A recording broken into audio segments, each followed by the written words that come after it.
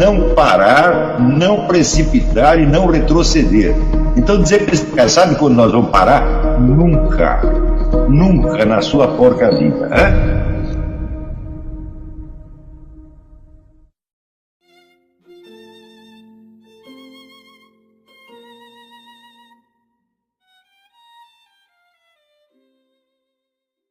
Eu fiquei pensando assim, num paralelo seguinte. Dentro do Brasil, quando o poder militar assumiu, né, ele não teve essa... a esquerda emergiu da falta de um poder intelectual por trás que se assegurasse aquele poder militar. Então, como que se dá isso aí?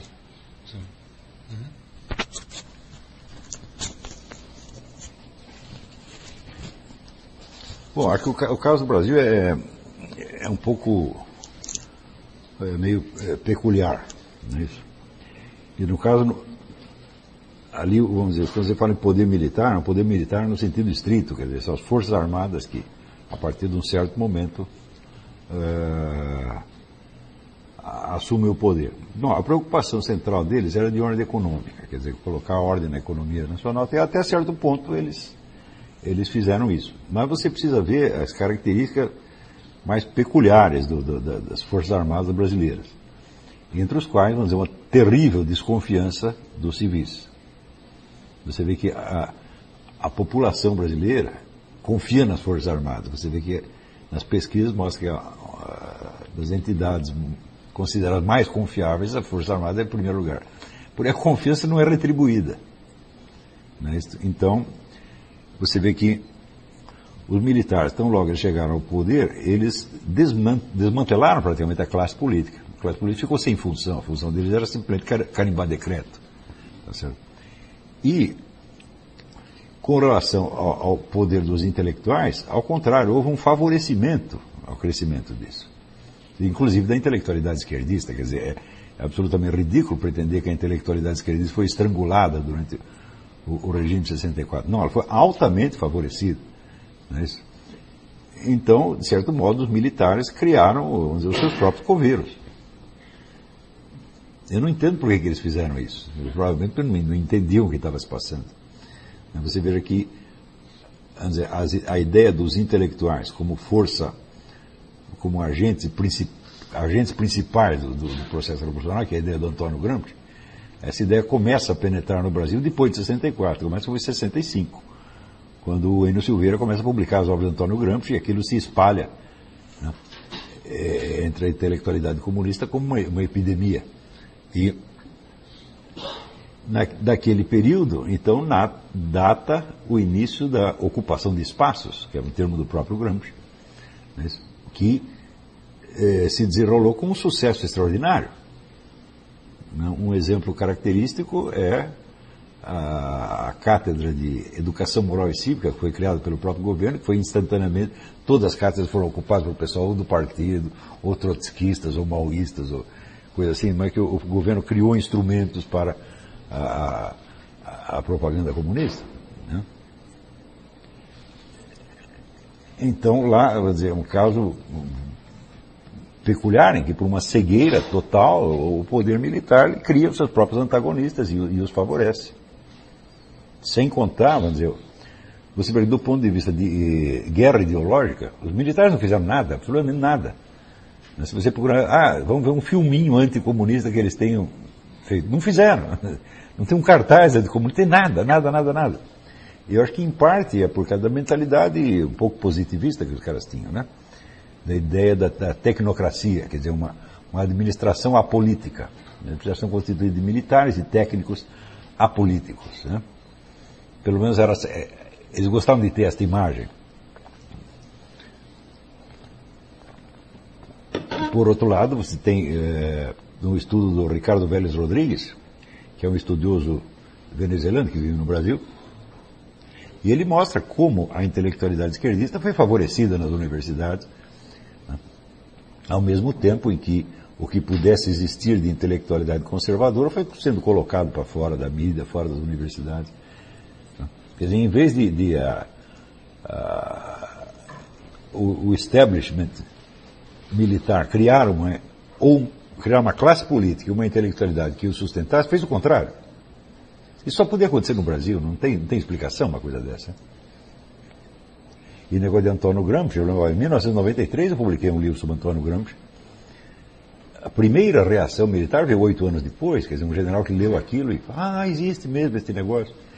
Daí o general Sérgio Coutinho começou a estudar o assunto e publicou 2 livros, aliás, excelentes, mas tudo isso com 20, 30 anos de atraso. Quer dizer, aí que eles foram entender o que aconteceu. Quer dizer, a recusa de entrar na guerra ideológica foi um negócio, uma das características mais marcantes do governo militar brasileiro. Sobretudo, eles combatiam a guerrilha, mas tratavam a guerrilha como se fosse criminalidade comum. Quer dizer, limpava o aspecto ideológico. Não se falava em comunismo. Caos. Hã? Eles só queriam tirar o caos. Tirar o caos. Eles tratavam como se fosse um problema policial.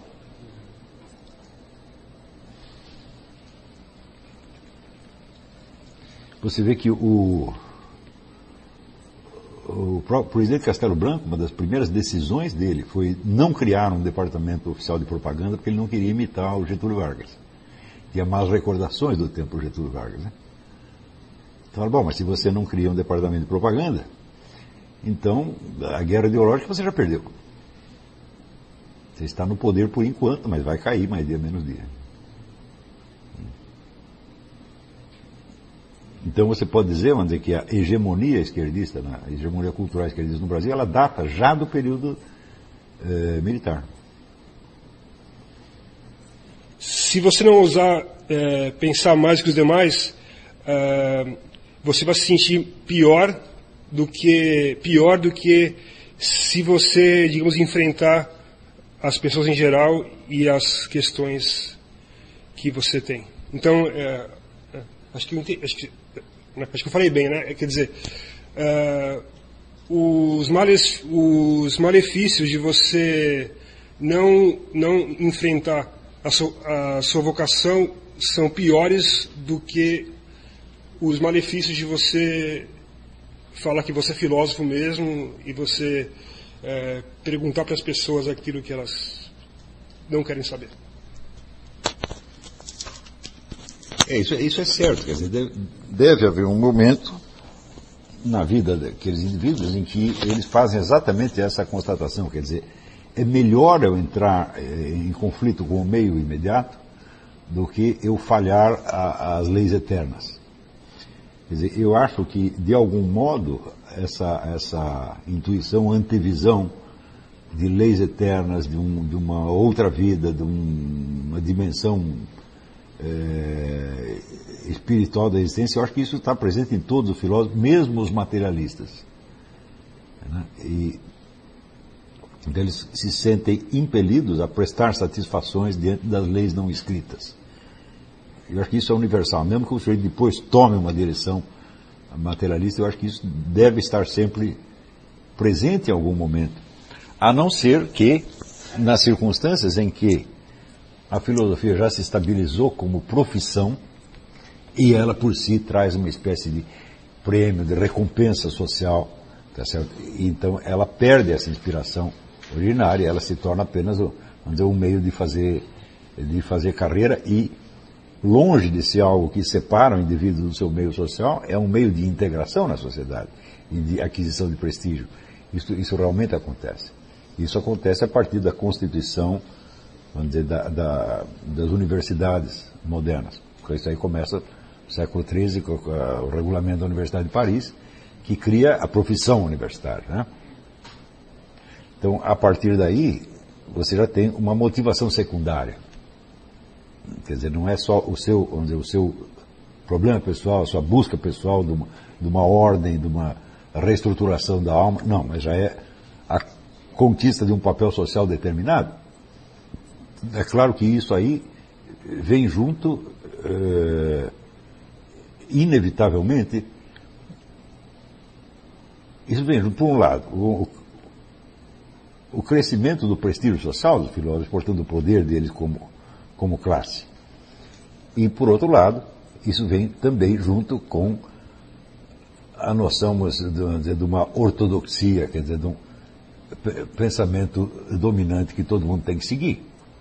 Isso aconteceu na Universidade de Paris e volta a acontecer de novo, de novo, de novo. Quando você vê, por exemplo, o império da escola analítica no meio anglo-saxônico, que é mantido, vamos dizer, não no confronto de ideias, ao contrário, se foge do confronto de ideias, que é mantido através da interproteção mafiosa dos membros dessa escola, quer dizer, você só promove os caras que pensam como você vê que isso aí sempre tem, esse processo sempre tem um preço altíssimo em perda intelectual. Mas é perda que é acompanhada, ao mesmo tempo, de um progresso na sofisticação dos meios de discussão e de prova. A discussão se torna cada vez mais profissional, mais profissionalizada, mais elaborada, mas caindo muito na coisa repetitiva e na impossibilidade de pensar fora daqueles esquemas.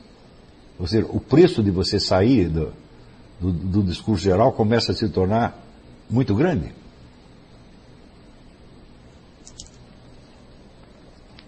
Mais alguma pergunta aqui? Tem aqui uma pergunta, o Leandro Diniz diz. Você diz que é muito difícil o intelectual reter e controlar toda a realidade por meio das ideias, seu pensamento, e que as sociedades ditas primitivas retêm muito mais controle e previsão do que as nossas. Eu digo, bom, não diz que as sociedades são assim, mas os indivíduos, numa sociedade primitiva, eles têm, pelo menos os indivíduos adultos, que são responsáveis por famílias, pela manutenção da comunidade, eles têm que ter um controle muito mais preciso da situação do que se exige do cidadão médio hoje em dia, de um pai de família hoje em dia. Então, na verdade, eu digo isso eu digo por experiência pessoal. Eu acho que, em geral, hoje em dia, as pessoas de classe média ela tem muito pouco conhecimento até da ordem social em torno. Eles não sabem como a sociedade funciona. E no Brasil, isso chega às dimensões do alucinante. Porque a sociedade é caótica, e você não sabe qual é a conduta que vai ser aprovada, qual que não vai ser. Então, no Brasil, de certo modo, todo mundo é um pouco desajustado, tá certo? E intimidado pela sociedade. Aqui nos Estados Unidos a sociedade é mais clara, você já tem, vamos dizer, usos e costumes estabelecidos. Por exemplo, você sabe o que você não deve falar em certos meios, né? E no Brasil, não. Aqui você pode prever como as pessoas vão reagir, né, ao que você diz. Você sabe que certas coisas você só pode falar em certos lugares, em outros não. No Brasil não tem isso. A coisa é mais ou menos imprevisível. Então você fica um pouco, vamos dizer, à mercê de uma comunidade caótica, né? Então, para o indivíduo entender a sociedade brasileira, digo, bom, é uma vida inteira. E você acaba não entendendo mesmo, porque ela muda rapidamente. Então, você vive num terreno deslizante, né? Você escorrega muito. E isso faz com que as pessoas tenham medo da sociedade, né? Então, não consigam amadurecer direito, sendo sempre dependentes, estão sempre buscando o apoio dos outros, né?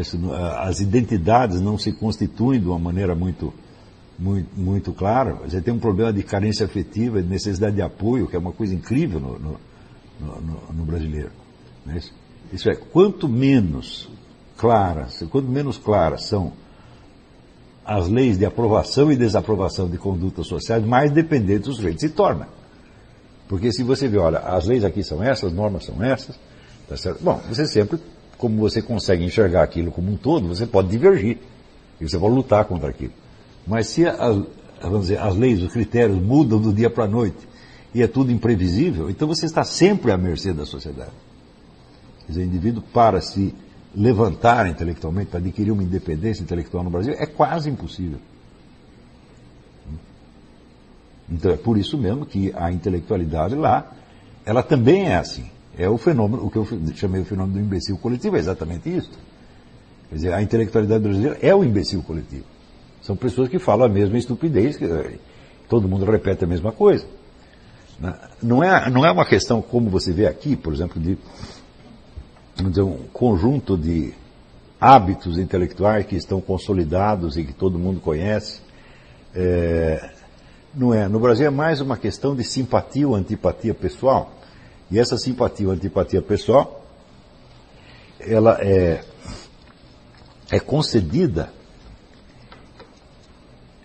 em termos, vamos dizer, de uma emocionalidade muito intensa. Você desagrada as pessoas, elas acham que você é mau e começam a especular coisas terríveis a seu respeito, inventar historinhas. Isso acontece comigo, porque um monte de historinha que circula a meu respeito é um negócio incrível, incrível, incrível. Eu começo a imaginar você como se você fosse, sei lá, um poder internacional. Então, é claro que tudo isso aí é sinal de imaturidade, de uma insuficiência humana muito grave. Porque as pessoas elas têm realmente... Dificilmente você vai encontrar uma sociedade onde o medo não motivado por ameaças reais, esteja tão disseminado quanto no Brasil. A pessoa tem muito... No Brasil a pessoa tem medo de olhares. Por exemplo, se falam mal de você, o sujeito acha que ele está sendo crucificado. O Aristóteles dizia, a palavra cão não morde, quer dizer, enquanto estiver apenas falando mal de mim, está tudo bem. Na hora que começar a me bater, me dar tiro, eu vou começar a me preocupar. Você não vê a declaração do Lula? Levei mais chibatadas do que Jesus Cristo?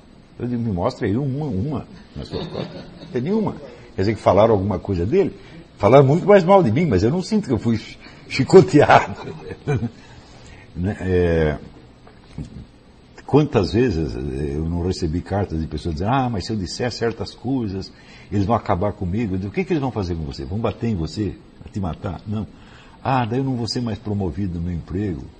Quer dizer, é um terror, pânico, sem motivo. As pessoas têm mais medo dessas coisas do que de levar um tiro no meio da rua, que é um risco muito maior, porque você tem bala perdida, vai de qualquer lugar, são 70 mil homicídios por ano. Quer dizer, o medo físico no Brasil não se compara ao medo social, ao medo da desaprovação. Agora, se você testar, espera aí, de quanto de aprovação eu preciso? Quantas pessoas eu preciso que gostem de mim? Você vê que é um número, para você se dar bem na vida, basta um certo número de pessoas, pequeno, gostar de você. Não precisa que todo mundo te aprove, Mas, no Brasil, esse terror da desaprovação, eu acho que é o principal fator de emburrecimento. Mas daí continua aqui a pergunta. Não seria uma qualidade das civilizações de tipo egípcia lidar com todo o extrato humano simbolicamente? As ideias me parecem mais restritivas do que os símbolos, e por lidar com esses símbolos, creio que podemos traçar a maior duração dessas civilizações. Não sei se eu entendi direito a pergunta. Mas olha, em toda a sociedade você tem assim, um grupo de pessoas que estão ocupadas com a subsistência da sociedade. Então, são pessoas que cuidam da produção e distribuição, não só de alimentos, mas de todas as coisas necessárias para a subsistência, meios de transporte, estocagem, roupa, moradia, etc, etc. Isso é um grande número de pessoas, tá certo? Existe, em seguida, um outro extrato social que está ocupado em criar e manter a ordem social. Ora, a ordem social é sempre mantida através de símbolos. Por exemplo, uma autoridade que se imponha, vamos dizer, por meios militares. Bom, ela não pode prender todo mundo e não pode matar todo mundo. Então quer dizer que ela vai impor a ordem mediante, vamos dizer, uma ameaça potencial. Essa ameaça potencial é, evidentemente, um símbolo desta camada. Também fazem parte os educadores, quer dizer, aqueles que ensinam as pessoas a se manter dentro da conduta que seja desejável para a ordem social. Então, essas duas camadas de pessoas, elas sempre existem em todo lugar. E existem também, vamos dizer, o que poderíamos chamar os intelectuais, os filósofos. Filósofos como uma parte dos intelectuais. Quer dizer, que é aqueles que não estão tão preocupados com a ordem, manutenção da ordem imediata, que já parte do princípio de que existe uma ordem, mas que estão mais preocupados, vamos dizer, com a posição do ser humano em geral no universo. Não é isso? E a influência desses é de mais longo prazo, mas não existe nunca existiu nenhuma ordem social que durasse tanto quanto a influência de um filósofo. As ordens sociais, elas caem, se substituem a todo momento. Se você pegar a mais durável, digo, bom, o Império Chinês dura 5.000 e tantos anos, mas quando você vai ver as crises internas, as mudanças do Império Chinês ou do próprio Império Egípcio, é uma coisa de louco. Não é isso? Então, não se pode dizer que em nenhum momento, por exemplo, o Império Egípcio conseguiu criar uma ordem simbólica estável. Aquilo sempre esteve, vamos dizer, em crise, mesmo porque o Império assimila, é uma nação imperialista que dominava outras tribos e tinha que integrá-las de alguma maneira, e isso é sempre um problema. Mas como você vê hoje na Europa, com o negócio da imigração, você traz um monte de estrangeiros, bom, já bagunçou a sua ordem social. Então, eu não vejo muito esse confronto, você está falando dessas ideias e os símbolos, porque no plano da ordem social, o que vigora realmente são símbolos. Agora, acontece que as ideias dos filósofos, ao longo do tempo, na medida que elas são assimiladas socialmente, elas conquistam várias camadas da população, elas se transformam em símbolos. E, na maior parte dos casos, as pessoas só conhecem os símbolos e não as ideias que eles representam. Se você falar, por exemplo, sei lá, um símbolo como luta de classes, por exemplo, que para a maior parte das pessoas isso tem um significado apenas simbólico, eles não têm ideia de como Karl Marx descreve a dinâmica da luta de classes. Tá certo? Então, vamos dizer, é um símbolo unificador de um certo grupo que acredita estar realizando a luta de classes. Não é isso? Então, toda a ordem social ela sempre se sustenta na base dos símbolos. Então, esse modelo que você está chamando de egípcio, isso existe por toda parte. O canal tranquilo? Então, na nossa comunidade do YouTube a gente sempre deixa alguma postagem, juntamente com alguns links de livros para vocês adquirirem. E também deixamos sempre aqui nos comentários e na descrição do vídeo nossas redes sociais. Então se inscreva no canal, siga a gente nas redes sociais e quem puder apoie o nosso canal financeiramente. Temos Pix, Vaquinha, Apoies e temos nossa conta também para quem quiser nos ajudar. Tranquilo? É isso aí. Sempre com Deus, pátria, família e liberdade por um Brasil melhor. Valeu!